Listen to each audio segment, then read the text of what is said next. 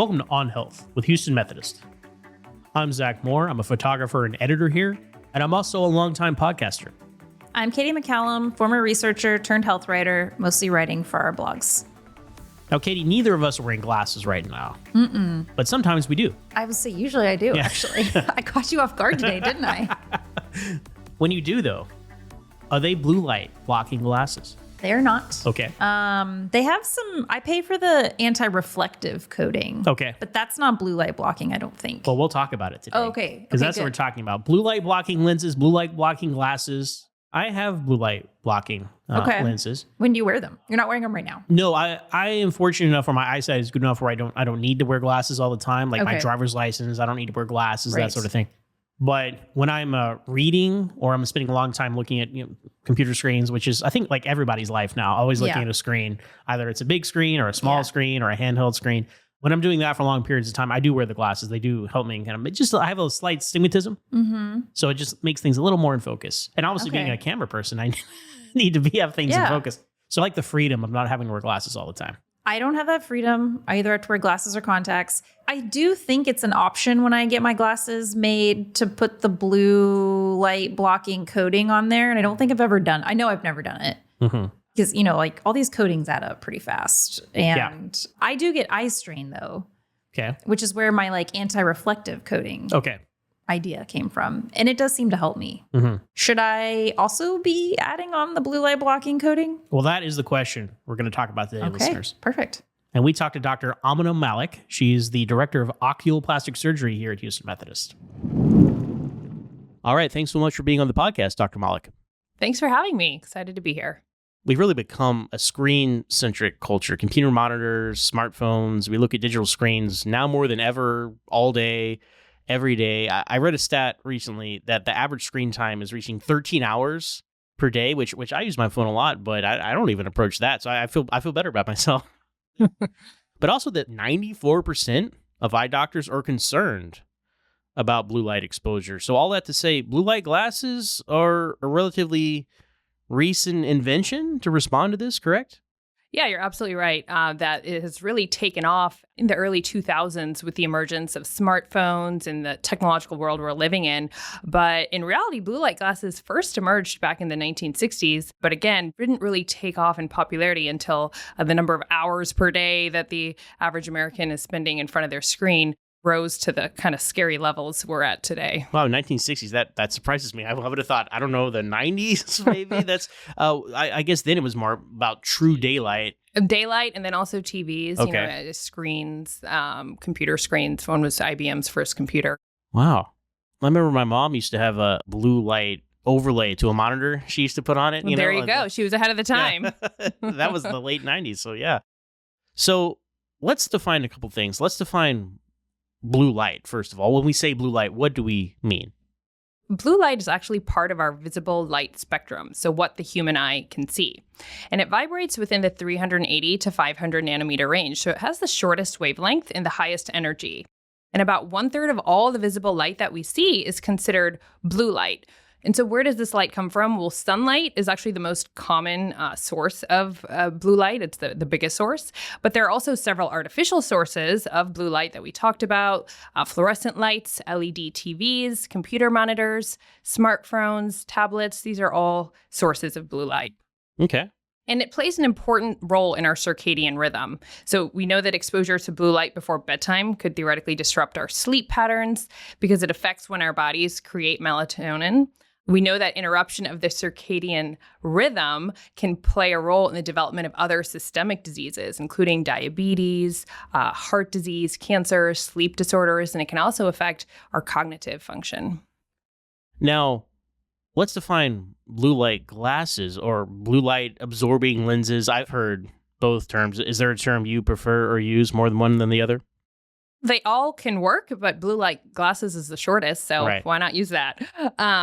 Blue light glasses are just basic glasses, but what's special about them is that they have a coating over them that actually absorbs the blue light to prevent that blue light from them entering our eyes. So you went over a lot of the sources for blue light, obviously the sun, screens, etc. Look, we're going to be exposed to a lot of these things all day, right? But Why is blue light bad for our eyes, like at least an overexposure to it? Like what's the level there where it's like, oh, now you've had too much or what? Sure. Yeah, let's go into that. So again, our eyes are not very good at blocking blue light, which is why these glasses developed. And nearly all of the visible blue light that we're exposed to will pass through the front of the eye, which the clear front of the eye is called the cornea. It'll then pass through the lens, which is what eventually could turn into a cataract, which could lead to vision problems down the road. And then the light reaches the back of the eye, which is the retina. And those are the cells that really convert the light into the brain to process what we see and create those images. And when we have constant exposure to blue light over time, that could theoretically damage retinal cells and cause vision problems, such as age-related macular degeneration. It can also contribute to the lens developing into cataracts. It can also theoretically lead to increased eye cancers and growths on the clear part of the eye. And as all of these conditions can worsen from light exposure. There was one study by the National Eye Institute that proved that children are more at risk than adults because their eyes tend to absorb more blue light from digital devices than adults. Okay, so obviously there is a need to protect your eyes from blue light, especially an overexposure to it. Now, to the layman out there, you see this list of like, oh, there's blue light absorbing lenses or blue light glasses, reflective lenses. Like, what's the difference between those? So anti-reflective lenses are really designed to just reduce glare and reflections on the surface of the lens, which can improve our visual clarity. They achieve this by minimizing the amount of light that bounces off of the lens surface. And these anti-reflective coatings are often applied to both the front and the back of the lens. And again, they're beneficial to reduce eye strain and potentially improve your vision in various lighting conditions. Now, blue light absorbing lenses are different in that they're actually designed to filter out specific wavelengths of blue light, again, which are emitted by digital screens and other artificial light sources. And some of them can be tinted yellow or amber to sort of further enhance that filtering effect. And these can be really helpful for patients who want to improve their sleep quality if they're spending all day in front of their screens. And some of these blue light blocking lenses are also infused with melanin, which can filter out up to 98% of blue light. So to summarize the difference, anti-reflective lenses reduce glare, while blue light absorbing lenses filter out the blue light. Are there any other kind of specialty glasses beyond those? There are conditions such as blepharospasm, where patients can have uncontrolled blinking of the eyes. And there are special glasses called rose-tinted glasses that can decrease blepharospasm, also because they can help filter out some of the light that could be potentially associated with that spasm. Wow, I thought rose-tinted glasses was just a phrase that people used, right? Like, oh, you're looking at this with rose-tinted glasses, but that's a real thing. It is a real thing. That's the most interesting fact I learned. We've touched on this a little bit already, but when should you use blue light glasses? Like, can you wear them all day and it's okay? Are there any potentially negative side effects? So the amount of light actually coming from computers have never been demonstrated to actually cause eye disease in several studies. There was a study that was done by the National Library of Medicine, and they didn't find any measurable UVA or UVB radiation that is emitted from computer screens. And the UV radiation is really the most harmful part of light. So, the American Academy of Ophthalmology does not currently recommend the use of blue light glasses because of the lack of scientific evidence to prove that it decreases the incidence of these eye diseases. However, if you have a tough time sleeping, certainly you could try these, and I've not heard of any negative consequences from overwear of these type of glasses. Okay, wow. So, we've talked about helping you sleep and making it more comfortable to, read things on screens by minimizing glare and brightness. And there's even talk about helping improve productivity and focus, right? But you're saying like the hard facts don't really lean one way or the other with blue light glasses, huh? Right. Several studies have shown that blue light blocking glasses don't improve symptoms of digital eye strain. Again, there's not a lot of scientific evidence that suggests that blue light is actually damaging to our eyes.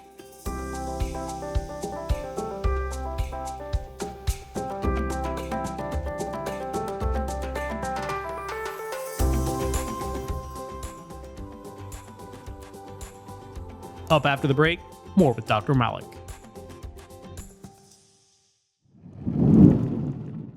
From annual checkups to managing chronic conditions, your healthcare should be personalized to you. At Houston Methodist, Our primary care doctors provide customized care for you and your family with more than 40 convenient locations across Greater Houston. We offer a variety of ways to get care, from in-person and virtual appointments to same-day visits when you're sick. Choose your doctor and schedule online at houstonmethodist.org/stayhealthy. Houston Methodist, leading medicine. I actually have blue light glasses because I work with screens a lot, and there is one thing I've noticed there it's blocking out blue light. So it does, and you mentioned earlier a little bit too, it changes the color of what you're seeing. And it's like yellowish tint to things, which makes sense because they're blocking blue light. But also, working in photo and video as I do, I shouldn't be color correcting things with these on. So that's a trade-off I have to make. And I think I might, maybe for the next round, especially after what you just told me, maybe I won't do the blue light blocking lenses. Well, anecdotally, do you feel like it makes you sleep better or any difference in terms of your sleep-wake cycle? No, it's just something you hear, right? People are like, oh, well, you look at screens a lot. Oh, well, you should get the blue light blocking lenses. I'm like, oh, well, of course. And you don't really think of it further. Well, again, I don't think it's going to hurt anything by wearing them. But unfortunately, the scientific evidence does not back the efficacy of them at protecting our eyes. There was a systematic literature review of 17 randomized controlled trials that found that blue light filtering lenses may not necessarily attenuate symptoms of eye strain. In addition, they found that any potential effects on sleep quality were indeterminate. And this included trials reporting mixed outcomes among heterogeneous study populations. There was also no evidence from these randomized clinical trials relating to the outcomes of contrast sensitivity, color discrimination, glare, any retinal diseases, or serum melatonin levels, or overall patient visual satisfaction, kind of speaking to what you were noticing. So I think there is a need for some future high-quality research to define more clearly what the effects of these blue light lenses are on our visual performance, our eye health, and sleep. That is interesting because another fact you told me right off the top that these have been around since the 60s. I would have thought maybe we would have had some tangible answers one way or the other by now. We just don't, do we? Unfortunately, not currently. Wow. Okay. Wow, you're really rocking my worldview here with... sorry to create the waves. But, what can someone do to help with eye strain or sleep or the things they're trying to help by getting blue light blocking lenses that may or may not work? What would you recommend in that case? So for starters, for eye strain, we all live in this digital world. So I think it's really important to follow some basic rules when we're going to be spending extended periods of time in front of the screen. And you may have heard of the 20-20-20 rule, as this is something really commonly preached by ophthalmologists. And so this rule says that every 20 minutes that you're looking at a screen, take a break for 20 seconds and look at something 20 feet away. And this can really decrease the amount of strain and eye symptoms that one experiences. In addition, research has shown that we don't blink as much when we're in front of screens. So it is reasonable to get a preservative-free artificial teardrop. And when you're going to be in front of the screen for a prolonged period of time, put a drop in, every hour or so to help keep the eyes moist and feeling refreshed. You can also just take manual breaks and remember to blink your eyes to give them a break. And then when it comes to sleep, it's reasonable to put away your screens, your phones, your tablets for 2 to 3 hours before bedtime. Or if you do have to use your phone before going to bed, try to use the night mode, which has a little bit of decreased contrast sensitivity that can help. Okay, so that works. I was ready for you to tell me that doesn't work either after. No, I think it's reasonable. I don't know that there's randomized clinical trials that have proven anything scientifically, but I do think that is something free and is easy to do. Okay. See, that is such a big ask to tell people, hey, don't look at your phone for 3 hours before you go to sleep. Because that's I could do it. That's as much as I want to. But that's like part of your routine, right? You gotta you check your websites and your social medias, and then you set your alarm and you scroll a little bit, and so realistically, right. what about like 30 minutes before you go to sleep?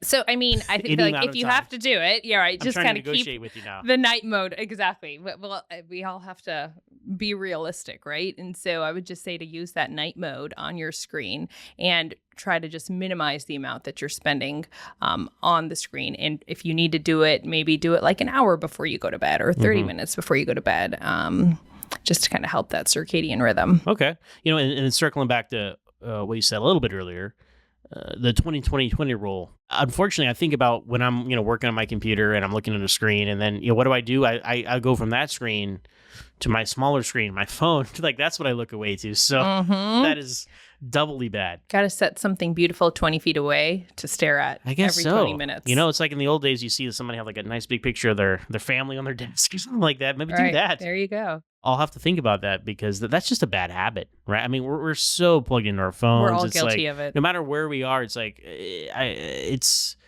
you're standing somewhere for too long, I'm just speaking for myself maybe, but like if I'm standing somewhere for too long, I'm like, let me pull out my phone and check it. Like maybe just, look around and enjoy the world around you. Live in the moment, be present, right? Yeah, exactly. So, you mentioned UV protection before. Let's talk a little bit about sunglasses, right? Mm-hmm.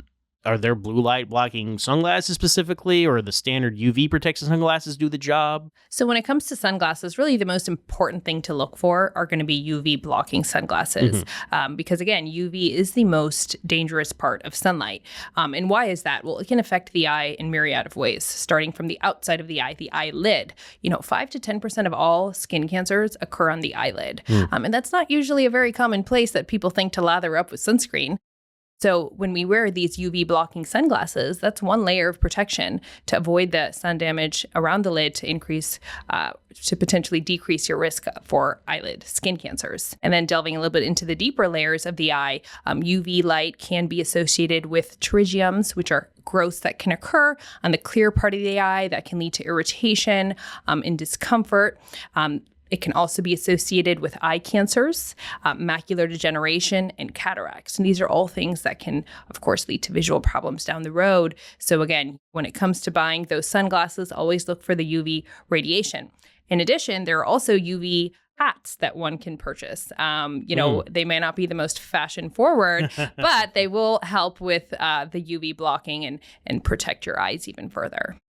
I have seen the UV hats. I have possibly a dumb question about UV sunglasses. Are there sunglasses that are not UV protected sunglasses? There sure are. Okay. I think if you don't want to spend a big buck, you could probably find some cheap ones. Yeah, like the ones at like the dollar store don't have them. Exactly. Because there's a sticker that I always find it really difficult to get off when I get sunglasses. It's on the front lens, and it usually talks about the UV protection. And there's usually a number on there, which I never pay attention to really. But what is like a number? What should we look for when getting sunglasses? So that for is UV protection? Definitely an important label to read before you attempt to peel it off. So you always want to look for sunglasses that are labeled either 99, ideally 100% blocking. Okay. This would indicate that they're blocking all of the harmful UV rays up to 400 nanometers. And that's going to cover both the UVA and the UVB, which again is going to be the most important for protection. Okay. No, that's good to know. I mean, I like wearing sunglasses. And when I forget my sunglasses, I can really tell. Like, I find myself squinting and that sort of thing. And you have light eyes too. Yeah. And that patients who have light eyes tend to be even more light sensitive. You're saying because I have lighter eyes, I'm more susceptible to these rays. Yes. So unfortunately, patients who have lighter eye colors, blue or green, are at slightly increased risk for certain types of skin cancers because there is less protection from the UV rays. They have decreased melanin to protect from that and lead to an increased risk of skin cancers. Wow. Okay. Because you think about your skin, obviously, but I never thought about my actual eyeball as being more or less susceptible. Yep, to there's this. higher rates of basal cell cancers, melanoma, squamous cell carcinomas. Those are all associated with higher risk in patients with lighter color eyes, unfortunately. Okay, wow, that's good to know. I'm glad I wear sunglasses all the time now. Like, it's not just a fashion statement, people. It's a health statement. Exactly. There you go. All right. Well, we've talked a lot about alternatives to blue light lenses because apparently, they're not all they're cracked up to be. So, are there any other strategies or anything else you'd like to share about protecting your eyes from blue light? I think one of the most important things we can do is just minimize the amount of time in the screen, or if we have to be in front of the screen, like some of us, then we just need to remember to take those breaks and give your eyes a chance to reset. That 20-20-20 rule. I'm That's going to it. start trying that. Perfect. Stop looking at my phone when I look away from my screen, which is worse. There's no escape for the blue light, though. I mean, you go inside, you're looking at screens, you go outside, there's the sun. Like, There you go. But you got sunglasses you can put on. so you can wear sunglasses inside, too, is what you're saying. You could. In fact, my mom does that. Doctor approved, everybody. Sunglasses inside. Next time you see me, I'm going to be wearing sunglasses inside. Well, You look really cool, too. I think so, too. Thank you. Well, thanks so much for this conversation. Again, you have rocked my worldview about the blue light glasses. When it comes time to get another pair of glasses, I probably won't do the blue light lenses, but I think it's important to again say, look, they're not bad for you. Right. There's So if no you wanna negative do it, thing. Go right ahead. There's Mhm. just really no tangible way that. There's no data to support that you're really helping anything. Well, there you have it. So, again, thank you so much, Dr. Malik. Appreciate this conversation. Very informative. Thank you for being on the podcast. My pleasure. Thanks for having me. So, Zach, you seemed pretty taken aback by how this conversation went. My life is a lie. You hear about blue light blocking lenses. And you're like, that sounds like a good idea. You're always hearing about turn your blue light filter on your phone or put this blue light filter on your monitor. You hear these things all the time. And the way blue light lenses are sold to you is like, this is going to help you. Yeah. You're like, well, yeah, absolutely. Sign me up. I want to be helped. But it's not true. There's no scientific evidence that it really helps you. Now, they're not going to hurt you, as we talked about. There was a point in y'all's conversation where, so my guilty pleasure, and when I know I get the most blue light, is when I'm really stressed at work. I'm staring at my screen all day. And then like my way to de-stress is to play Candy Crush. And like, I'll play for like 3 or 4 hours straight. And then the next day I will wake up with a headache. My eyes will be hurting. So while y'all were talking, I was like, oh, maybe I'll just play Candy Crush with my blue light blocking glasses on. But no, then actually it turns out those don't help either. And I probably just need to not play Candy Crush for 4 hours. Well, you need to do the 20-20-20 rule. I loved that. You know what when you guys were talking, what I thought of was, how your smartwatch, or maybe not yours because yours isn't like mine. My smartwatch at the end of the hour will be like, if I haven't stood up, it'll send me a prompt like, hey, stand up and walk around. I want hey, take a break, look at something for 20 seconds. It's 20 feet away. I could use that because I will not think to do that on my own. No, it's so true because I'll be working on something on my screens. Oh yeah, you're locked in. And then I'll go to my other screen. Right. And like for a break, that doesn't make I any laughed sense. when you said that, actually. It doesn't make any sense. Yeah, your break is like to check Instagram or something, which more blue light. Well, there are a lot of strategies around this, right? I mean, one strategy, it's not even related to blue light filters or anything, but just to get you moving, the same logic applies. Like just constantly be drinking water all day, right? Just keep you hydrated. You run out of water, you have to get up and refill your glass, that sort of thing, right? So, I mean, that's what I do that hopefully helps a few of these things maybe, because if I'm going to the refrigerator to get more water, I'm not staring at a screen. Yeah, no. Because my refrigerator doesn't have a screen yet, right? Well, but they do. I mean, you could buy one that does. I start to understand why people reject technology now. The more research you're doing on these things. But no, I was kind of shocked. Yeah, I was shocked by, or alarmed by the fact that kids absorb blue light even easier. And in today's kind of times, kids are on devices way Constantly. younger than we were growing up. And then they're on them earlier in age. They're on them probably longer and more as the years go on. Just like flooding their eyeballs with blue light. I mean, I wouldn't be surprised if at some point there is more research into blue light blocking technology. But yeah, it sounds like at this point in time, the glasses aren't really validated. But I liked that she gave us some, alternatives that were free also. Yeah, absolutely. And also the sunglasses. Oh, my factor. goodness. I love wearing sunglasses. And I feel so justified and vindicated. I'm awful about wearing sunglasses. Well. And this was a really good reminder to me of like why it's important. I love that you asked her about what to look at when you're buying sunglasses, because I, like, as you mentioned, will just wear those like free pairs or like, I don't know, just somebody's like got too many sunglasses. So they're just like, here, you can have those. And, a friend or something at a bar gives you one. They're like, just have them. I've got too many pairs. And like, I don't know anything about these sunglasses. Like, are they really helping me? So I was inspired by that. Absolutely. And you can wear them inside. Yeah. I'm probably not going to do that, but Okay. Fair enough. I should be wearing some right now, actually. You have light eyes. I so, do. Yeah. So Zach, you have a pair of blue light glasses. We've learned that they maybe don't work, but don't hurt. Are you going to keep wearing them? No, like I told Dr. Malik, I think the next time it's time for me to, get new lenses, I will definitely say no thank you for the blue light lenses. Okay. All right, well, that's going to do it for this episode of On Health with Houston Methodist. Be sure to share, like, and subscribe wherever you get your podcasts. We drop episodes Tuesday mornings. So until next time, stay tuned and stay healthy.